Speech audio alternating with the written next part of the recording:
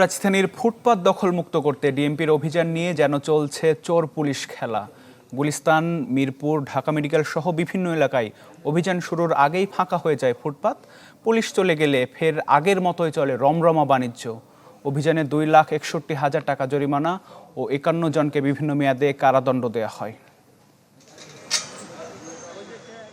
ঢাকার ফুটপাত ও সড়কের অবৈধ স্থাপনা উচ্ছেদে ডিএমপির অভিযানের দ্বিতীয় দিন।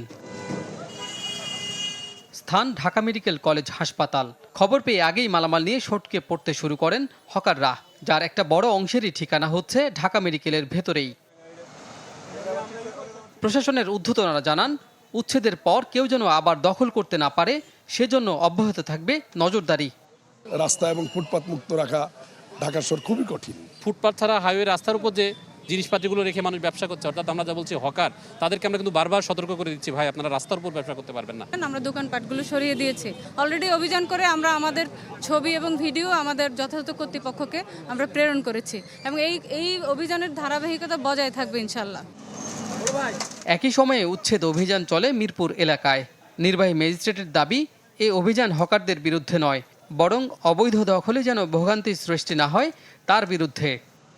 বা মহাসড়কের পাশে যেসব অবৈধ হোটেল, তারপর আছে হলো ওয়ার্কশপের দোকান, কাপড়ের দোকান বা অন্যান্য আসবাবপত্রের দোকান, যারা রাস্তা এক্সটেন্ড করে ফুটপাতকে দখল করে তারা ব্যবহার করতেছে অবৈধভাবে, আমরা মূলত তাদের বিরুদ্ধে এই অভিযানটা আমাদের পরিচালিত হচ্ছে। এমন অভিযানে আপত্তি নেই হকারদেরও, তবে তাদের চাওয়া যথাযথ পুনর্বাসন।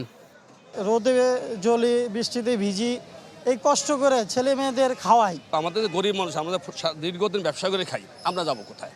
আমাদের পুঁজি তো এটা। আজকে যদি আমাদের একটা চাকরি বাকরি থাকতো তাহলে আমরা আর এখানে দোকানদারি করতাম না। 5 এপ্রিল পর্যন্ত বিশেষ এই অভিযান পরিচালনা করবে ডিএমপি।